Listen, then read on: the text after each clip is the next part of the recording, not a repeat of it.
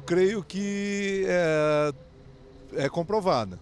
É o seguinte, existem sinais em vários locais geograficamente que comprova isso, tá? Pelo menos é parte da teoria, tá? Olha, eu acho que não está comprovado ainda não. Acredito que o criacionismo ele é muito uma questão de fantasia, mais fantasia.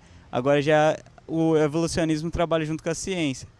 Eu gosto muito da ciência. Eu acredito em Deus, mas eu particularmente eu confio bastante na ciência. Eu acredito que esteja comprovado pela evolução do homem, pelos estudos que existem, até mesmo do nosso corpo. Eu acredito no evolucionismo, porque tem base na ciência, né? Tem fatos comprovados, muitos estudos, né? Grandes estudiosos fizeram inúmeros trabalhos que comprovam a evolução do ser humano.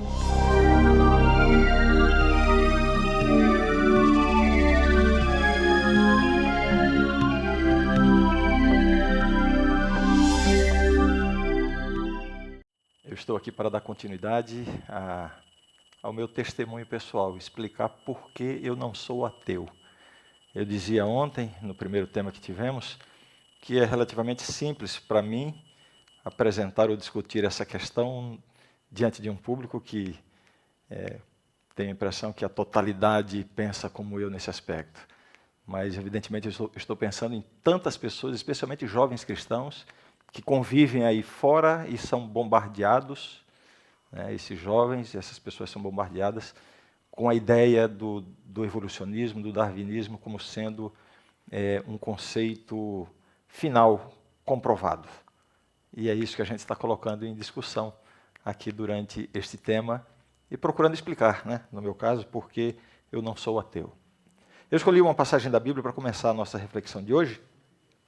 Se alguém quiser me acompanhar, é o Salmo 139, uma passagem belíssima dos Salmos. Salmo 139, eu vou ler a partir do verso 13. Verso 13. Vamos ver se durante a leitura você consegue se identificar com o salmista nessa exclamação que ele faz em relação à sua própria existência, à sua própria vida. Ele diz assim, se dirigindo a Deus: pois tu formaste o meu interior, tu me teceste no seio de minha mãe. Graças te dou, visto que por modo assombrosamente maravilhoso me formaste. As tuas obras são admiráveis, e a minha alma o sabe muito bem. Os meus ossos não te foram encobertos, quando no oculto fui formado e entretecido, como nas profundezas da terra. Os teus olhos me viram a substância ainda informe, e no teu livro foram escritos todos os meus dias, cada um deles escrito e determinado, quando nenhum deles havia ainda. Que expressão extraordinária, né? Uma declaração de alguém que realmente crê que foi criado por Deus. Mas aí está a discussão, aí está o debate, e o tema de hoje é o darwinismo em crise. Primeira pergunta para a gente pensar um pouquinho é: o que é o darwinismo? É muito fácil a gente entender darwinismo praticamente como um sinônimo de evolucionismo, mas isso não é verdade, né? A palavra evolução ou evolucionismo tem diversos sentidos. Dependendo do sentido que se usa, é até possível dizer que você é evolucionista e não é darwinista. É até possível dizer que você é criacionista e evolucionista. Depende do sentido que você dá ao termo evolução. O que vem a ser evolução? Evolução pode ser, por exemplo, qualquer mudança, desenvolvimento, variação. Fala-se na evolução do automóvel, por exemplo. A evolução de um litoral, dependendo da ação da natureza, da erosão, enfim. Fala-se sobre evolução de tantas coisas. Portanto, evolução pode ser sinônimo simplesmente de mudança, variação, desenvolvimento de algo. Na discussão aqui, que estamos em debate aqui sobre criacionismo, evolucionismo, darwinismo, etc., quando se fala de evolução, a gente fala de microevolução, fala-se de macroevolução, fala-se de seleção natural. Existe também uma forma de seleção artificial, né, dirigida. Fala-se sobre evolução molecular, enfim. O darwinismo, na verdade, ele é um modelo proposto inicialmente por Charles Darwin, no seu famoso livro A Origem das Espécies, que foi publicado em 1859, mas essa ideia não é originalmente dele, mas ele, sem dúvida nenhuma, foi o que sistematizou, elaborou melhor e colocou aí. Uma definição de darwinismo seria essa daí. Darwinismo é um conjunto de movimentos e conceitos relacionados às ideias de transmutação de espécies, seleção natural ou da evolução. Então, aqui sim está a ideia ou o conceito de darwinismo, de forma bem sintetizada, bem resumida, mas existem informações importantes aí, né? Eu destacaria aqui essa questão da transmutação de espécies. Então, darwinismo é um conceito de evolucionismo, através do qual um ser de uma espécie pode evoluir a tal ponto de mudar de espécie, transmutar de espécie, tornar-se uma outra espécie, né? Mas é um tema, é uma questão conhecida de qualquer pessoa que se interessa pelo assunto, de que o darwinismo está em crise, diferente do que a maioria das pessoas pensa. A maioria das pessoas tem o darwinismo como digamos assim, uma ideia científica ou cientificamente comprovada, observada, testada. É isso que se fala, é isso que se defende. No entanto, existe uma crise no darwinismo. Em primeiro lugar, porque não é, de fato, um ponto científico comprovado, testável, verificável. Ele está baseado em suposições, muitas vezes em conjecturas, não comprovadas, não verificadas do ponto de vista científico. Eu vou destacar rapidamente aqui, eu já falei ontem que a minha intenção não é dar uma de cientista aqui, né? Eu já admiti desde ontem que eu não sou cientista, nem a minha abordagem vai nessa direção, até porque existe tanta gente com formação científica nas diversas áreas que tem falado sobre isso por aí, vocês podem ter acesso a isso, né? O que eu estou é apenas comparando argumentos e vendo essas questões do ponto de vista de um leigo, né? E despertando a sua atenção para algumas realidades que muitas vezes são omitidas, são até escondidas. Então vamos falar sobre a crise do darwinismo. Vou destacar aqui 4 pontos, né, que realmente demonstram a crise do darwinismo. Quando se fala de evolução darwinista, então existem, evidentemente, as evidências apresentadas pelos cientistas que defendem esse ponto de vista. São muitas evidências apresentadas por eles. Eu destaquei 2 aqui somente por uma questão de tempo, para a gente ter uma ideia de quais são os argumentos usados, né? Por exemplo, aqui está uma evidência da evolução darwinista. As mariposas da Inglaterra. O que são essas mariposas da Inglaterra? Então, observou-se o seguinte, que nos bosques da Inglaterra havia essa mariposa, a Biston betularia, com basicamente 2 tipos, uma com as asas escuras e outras com as asas claras, esbranquiçadas. Essas claras, essas brancas, existiam em muito maior quantidade, né, porque elas estavam camufladas, as árvores, os troncos das árvores eram claros, né, então elas se confundiam e os predadores não podiam visualizá-las. E exatamente por ter essa capacidade de sobrevivência maior, elas se multiplicavam muito mais. Depois da Revolução Industrial, por causa da fuligem, da poluição, as árvores começaram a se escurecer, a fuligem, etc. E os predadores passaram a identificar melhor as de asas brancas, porque poderiam ser mais visualizadas. Então elas passaram a ser mais consumidas pelos predadores, e a partir daí elas passaram a se reproduzir menos. Em contrapartida, as de asas pretas passaram a se reproduzir mais. Então aí está uma evidência da evolução darwiniana, né? A questão da sobrevivência do mais apto, a adaptação para a sobrevivência, a sua multiplicação em maior número, etc. Uma outra evidência do evolucionismo darwinista, muito famosa, né? Essa aqui foi muito divulgada pelo próprio Darwin. Ele observou nas Ilhas Galápagos esses tentilhões, um passarinho que havia nas ilhas, e havia muito pouco predadores desse pássaro. Então eles se multiplicaram muito nas Galápagos, chegou a um ponto de faltar alimento para eles. Então o que aconteceu? Eles começaram a se adaptar e foram mudando o tamanho, o formato do bico, e se desenvolveram 4 tipos diferentes de tentilhões ali nas Ilhas Galápagos. E agora cada tipo desse aí se alimentava de uma forma diferente. Uns se alimentavam de minhocas no chão, o bico foi adaptado para isso, outros se alimentavam de insetos e assim por diante. Então aqui está mais uma evidência, né, da evolução darwinista, né? Mas vejam só o ponto. O que é mesmo darwinismo, como a gente já viu? Darwinismo é um conjunto de movimentos e conceitos relacionados às ideias de transmutação de espécies, seleção natural ou da evolução. Então, esses exemplos que são tão comumente usados, eles caem totalmente por terra. Por quê? Porque as mariposas da Inglaterra passaram por uma adaptação, mas continuaram sendo mariposas, não mudaram de espécie. Os tentilhões continuaram sendo passarinhos, com bicos diferentes, mas não houve mudança de espécies.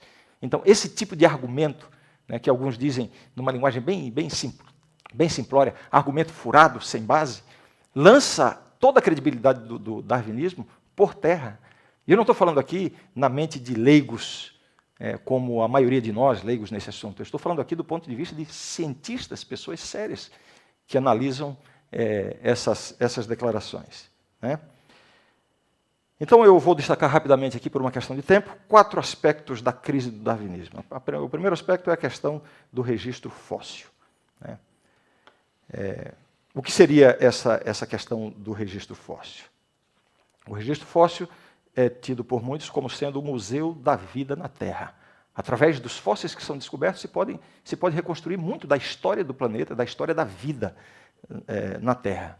O darwinismo afirma que o registro fóssil é, de fato, a grande evidência, a grande prova de que essa teoria é verdadeira, né? Porque os fósseis estão aí, né?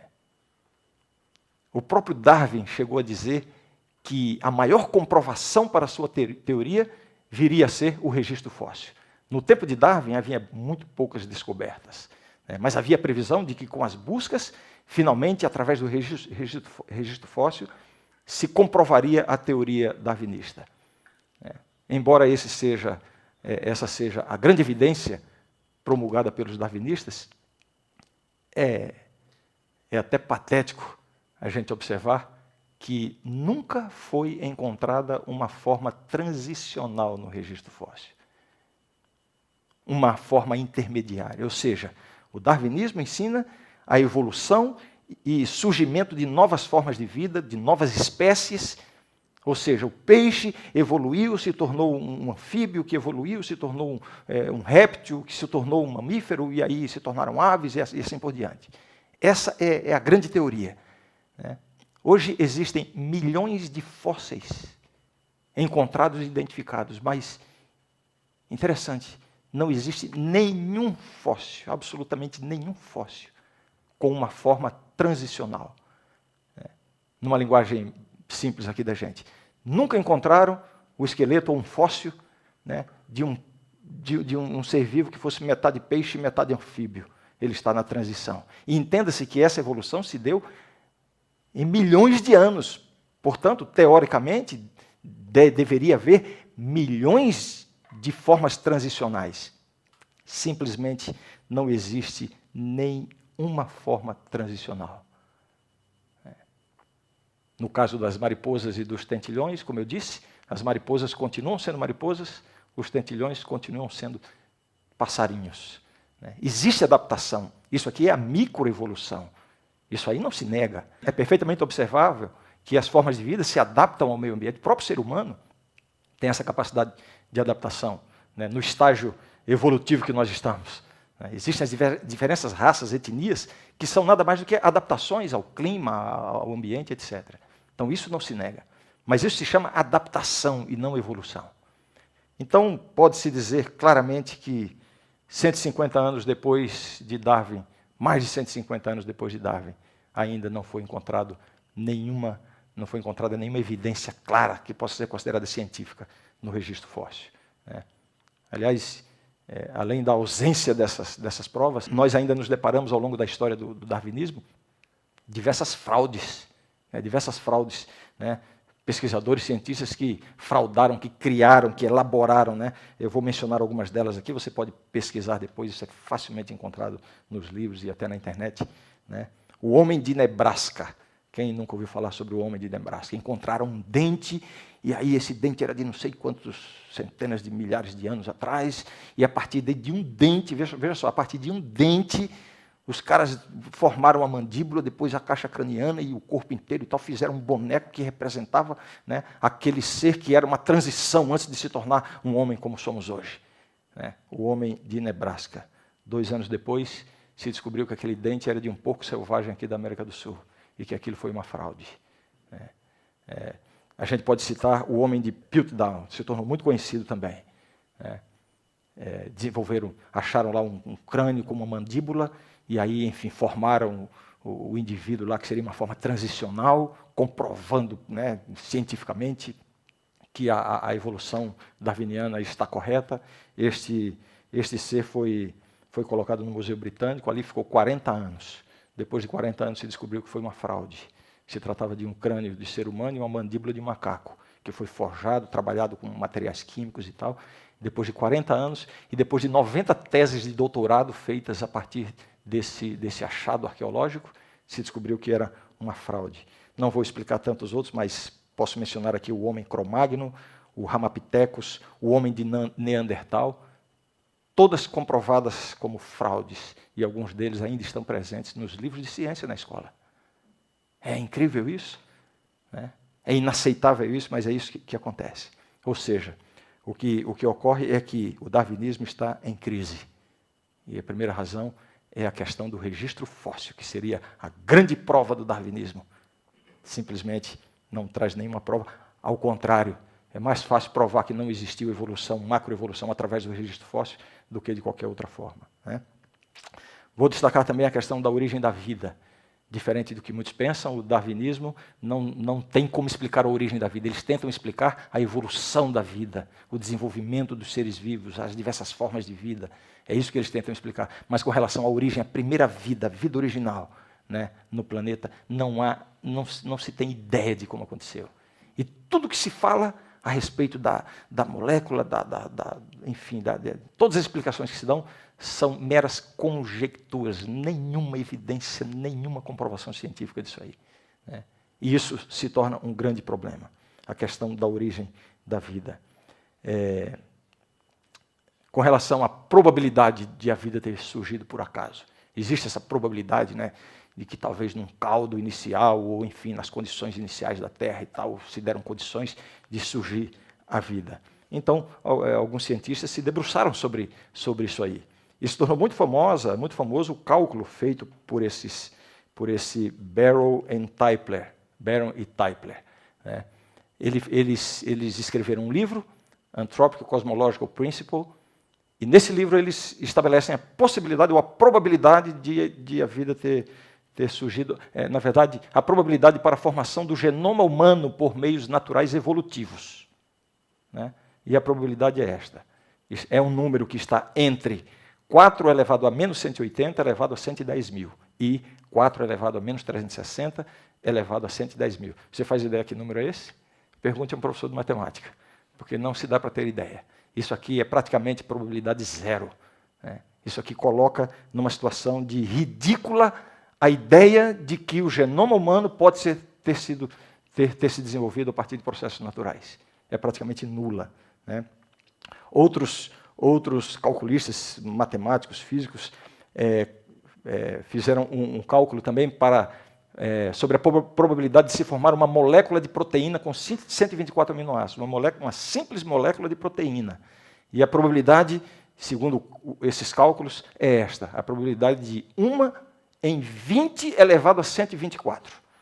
Você tem ideia que número é esse? Alguns tentaram calcular, ou tentaram estabelecer uma ideia de que número é esse. Sabe o que disseram? Que esse número aqui corresponde mais ou menos ao seguinte: você encheu o espaço de todo o universo conhecido de elétrons. O elétron é a partículazinha minúscula do átomo que orbita em redor do átomo. Digamos que você preencha o universo inteiro de elétrons, e num desses elétrons você escreve o seu nome. E depois você, no meio do universo, você vai caçar o seu elétron.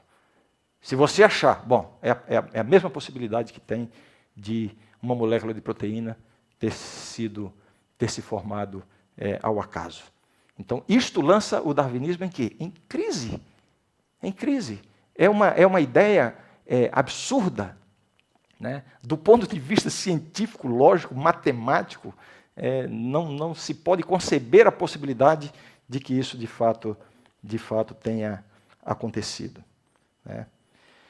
Então a gente está falando sobre as crises do darwinismo. Eu já citei a questão do registro fóssil, a questão da origem da vida. Em terceiro lugar, eu menciono a questão da dissidência científica. Dissidência científica? O que seria uma dissidência científica? A gente fala de dissidência religiosa, né? A gente fala de dissidência política, tantas formas de dissidência, mas existe uma dissidência científica. O que seria essa dissidência científica? Na verdade, isso aqui não é um termo que eu estou dando, é um termo oficial, dissidência científica contra o darwinismo. É uma declaração, né, do Discovery Institute, lançada através de uma publicação em 2001 para contestar a validade científica da teoria da evolução. Então, há um texto, que é esse aí, a dissidência científica contra o darwinismo. Então, o texto é esse. Somos céticos das afirmações defendendo a capacidade da mutação casual e seleção natural para explicar a complexidade da vida. Deve-se incentivar um exame cuidadoso da evidência em prol da teoria darwiniana. Ou seja, cientistas que olharam nas suas diversas áreas de pesquisa, de estudo, perceberam através dos seus estudos, olharam para a natureza e chegaram à conclusão de que a teoria darwiniana não pode ser uma realidade, né? Isso aqui não se trata de qualquer um, né? Começou em 2001, esse protesto, digamos assim, essa dissidência, inicialmente com 500 assinaturas. Alguns anos atrás estava com mais de 800, imagino que hoje deve estar com perto de 1.000 assinaturas. Vale ressaltar que 80% dessas assinaturas são aliás, 80% dessas assinaturas são de cientistas que não possuem qualquer religião, né? E muito menos se dizem criacionistas. Não tem nada a ver com religião isso aqui, não tem nada a ver com criacionismo. São cientistas que olham para a natureza, veem a proposta da teoria darwinista e dizem assim, não há possibilidade, isso não pode ser uma realidade, né? Todos eles possuem PhD, são doutores em ciência. A maioria são biólogos, professores e pesquisadores de importantes universidades e institutos de pesquisa, como o MIT, o Instituto Smithsoniano, a Universidade de Cambridge, a Universidade da Califórnia em Los Angeles, a Universidade da Califórnia em Berkeley, a Universidade de Princeton, a Universidade da Pensilvânia, a Universidade Estadual de Ohio, a Universidade da Geórgia, a Universidade de Washington. Só para se ter uma ideia de que se trata de uma reação de pessoas que estão em alto nível na comunidade científica. E isso tem colocado o quê? O darwinismo em crise, né? Diferente do que a maioria de nós pensa, que o evolucionismo darwinista é uma coisa comprovada e está aí.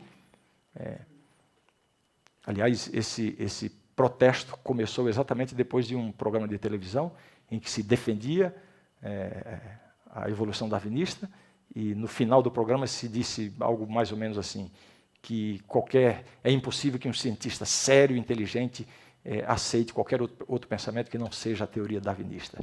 Então, esse grupo de cientistas simplesmente reagiu a isso, né? E isso tem lançado o darwinismo em crise. Estou mencionando alguns aspectos da crise do darwinismo, não? Vocês, como bons alunos, estão acompanhando o meu argumento, sim ou não? Já mencionei 3 questões. A questão do registro fóssil, a questão da origem da vida, a questão da dissidência científica, né? Ou seja, quando eu, como cristão, né, digamos assim, no meu raciocínio de leigo, pouco científico, etc., como queiram dizer, né, muitas vezes nós até sentimos um complexo de inferioridade intelectual, como eu disse ontem, a gente olha os argumentos desses caras todos aí, e tal, e a molécula, e a evolução, e a gente pensa assim, puxa, eu não concordo com isso, mas eu não vou nem abrir a minha boca, porque eu acho que eu não estou nem entendendo o que ele está falando. Então agora eu perdi o medo de dizer eu não concordo, porque eu estou descobrindo que eu não estou sozinho. Existem pessoas do meio científico, né, pessoas que estudam, pessoas que estão em alto nível nas pesquisas científicas e que olham para a natureza, como eu já disse, e veem que isso não é uma possibilidade, de fato não é, né? E deixe-me mencionar mais uma coisa que tem lançado o darwinismo em crise, é o que se chama de design inteligente. E tenho a impressão que todos vocês aqui já ouviram falar disso. né? O que seria o design inteligente, né? O que seria o design inteligente?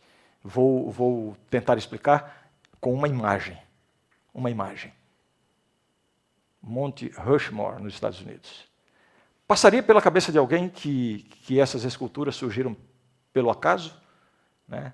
Os ventos, as ondas, e passou um tornado, um furacão, seja lá o que foi, e depois caiu chuva, e depois mais vento, e depois de milhões de anos se formam esses 4 rostos aí. Poderia alguém imaginar que isso veio pelo acaso? Claro que não. Existe aqui um propósito, existe aqui especificidade. Esses rostos aqui são rostos conhecidos, ex-presidentes dos Estados Unidos. Então, claramente, inegavelmente, há por trás dessa escultura a ação de uma inteligência proposital, intencional. Alguém teria dúvida disso? Então, o design inteligente, do ponto de vista científico, é exatamente isso. Esses cientistas olham para a natureza, observam o espaço, observam o universo, fotografam, fazem os cálculos e veem os movimentos dos sistemas solares, das estrelas, das galáxias, e veem tudo que está acontecendo, o equilíbrio perfeito, né? A sintonia fina do universo, tudo o que acontece, eles olham e fazem cálculos e simplesmente demonstram que não existe a mínima possibilidade disso ter surgido por acaso. Um Big Bang, uma explosão que deu, e esse Big Bang já colocou tudo numa ordem exata, no equilíbrio exato, com tudo de forma perfeita. Não existe possibilidade. E olhando para o micro, né, quando se olha para uma célula, né, as últimas descobertas da biologia, estudando células, moléculas e tudo mais, vê-se claramente, existem máquinas, né, nos seres mais minúsculos, máquinas com engrenagens mecânicas. Né? Eles olham assim, isso não pode ter surgido por acaso. É evidente que existe um projeto, né? O design inteligente, na verdade, é um projeto inteligente. Isso é inegável. Certamente, ou provavelmente, um dos principais nomes do design inteligente na atualidade, Michael Behe. Esse cara escreveu esse livro chamado A Caixa Preta de Darwin. E esse livro tem dado muito trabalho àqueles que querem defender o darwinismo. Michael Behe já esteve aqui no Brasil, e sugiro enfaticamente a leitura daquilo que ele já escreveu e que ele apresenta. Mas uma declaração dele aí, no seu livro A Caixa Preta de Darwin, página 5. Pode tudo sobre a vida se encaixar dentro da teoria evolucionista darwiniana? Porque a mídia popular gosta de publicar histórias como sensacionalistas. E porque alguns cientistas gostam de especular até onde as suas descobertas podem chegar. Tem se tornado difícil para o público fazer a separação entre fato e conjectura. Então, eu termino aqui ressaltando a proposta que foi feita inicialmente ontem. Né? Ao longo dessa série, eu quero demonstrar para vocês, né, duas coisas. Duas coisas importantes. A primeira delas é que crer em Deus e na criação é uma possibilidade, é uma ideia inteligente, é racional. E, em segundo lugar, nem tudo o que os cientistas falam é científico. O que se nota e o que esses autores demonstram é que muitas declarações que são feitas pelos cientistas, na verdade, não passam de conjecturas, sem nenhuma evidência científica. E voltando para o evolucionismo darwinista, podemos dizer sem nenhum medo de errar, sem nenhum complexo de inferioridade intelectual, sem nenhum receio de parecermos anticientíficos, podemos afirmar com toda tranquilidade: não existe nenhuma evidência palpável, científica, comprovável do evolucionismo darwinista. Existe uma ideia, uma teoria para a qual não existe nenhuma comprovação material. Portanto, para crer nisso, é necessário um elemento de fé. E eu diria, uma fé muito maior do que crer na existência de Deus. Porque as possibilidades colocam essa teoria como praticamente nula. Né? Então eu não quero ser irônico, mas eu gostaria de terminar com um texto de Richard Dawkins, que é, sem dúvida nenhuma, talvez o mais célebre representante do neo-ateísmo, que tanto tem acusado, condenado e ridicularizado a fé religiosa. E ele disse uma coisa que, como é impressionante, se aplica exatamente aos que creem na evolução darwinista. Olha o que ele diz aí. Fé é a grande saída pela tangente, a grande desculpa para evitar a necessidade de se procurar, encontrar e avaliar as evidências. E, puxa vida, é difícil para mim, mas eu tenho que concordar com Richard Dawkins. Evidentemente, não com o objeto que ele tinha em mente, que era atacar a fé religiosa, mas exatamente para mostrar que a fé no evolucionismo darwinista exige alguma coisa do tipo, né? Uma fé completamente cega, sem nenhuma evidência. Então fica aqui essa reflexão para hoje, motivando você a sair daqui crendo, sem medo de errar, sem medo de ser feliz, na existência de Deus, que Ele é o Criador de todas as coisas e que a nossa vida reflete a sua imagem e semelhança. Deus nos criou com um propósito em mente, com um plano em mente, e cada um de nós, sem dúvida nenhuma, é um ser muito especial para Deus. Ele é o autor da vida. Esta é a explicação mais racional que se encontra. O Pedro vai cantar isso para a gente agora e vamos terminar com essa reflexão.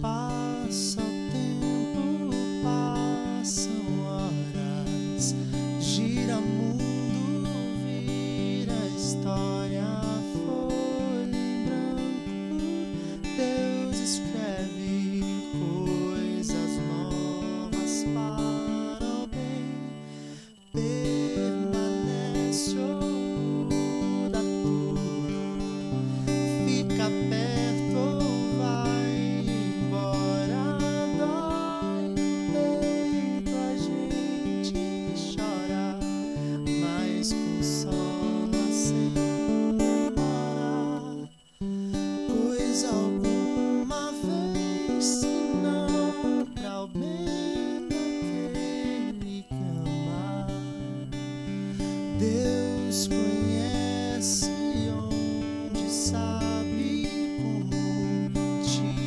levar. O autor da vida conta histórias belas, já escreveu a sua com final feliz. O autor da história torna a vida bela. A escolha é sua e o final será feliz. Feliz. La, la, la, la.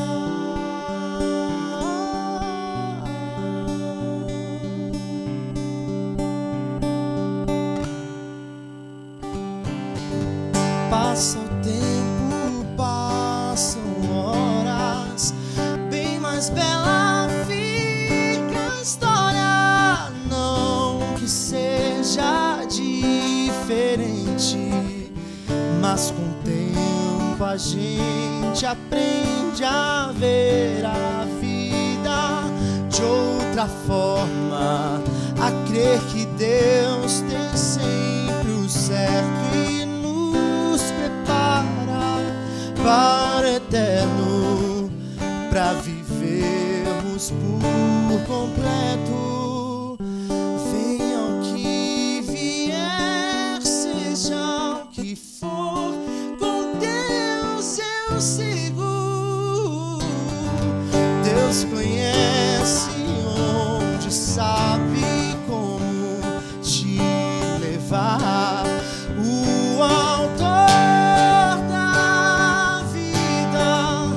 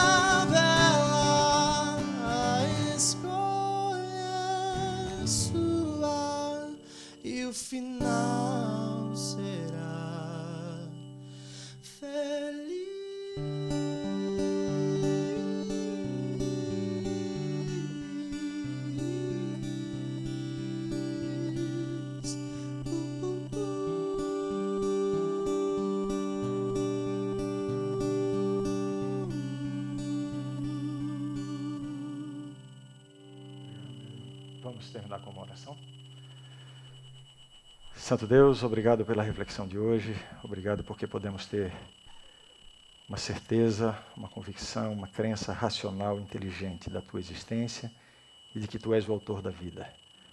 Fortalece essa convicção em nossa mente, em nosso coração e ajuda-nos a propagar isso para as pessoas que duvidam dessa realidade. Em nome de Jesus nós oramos agradecidos. Amém.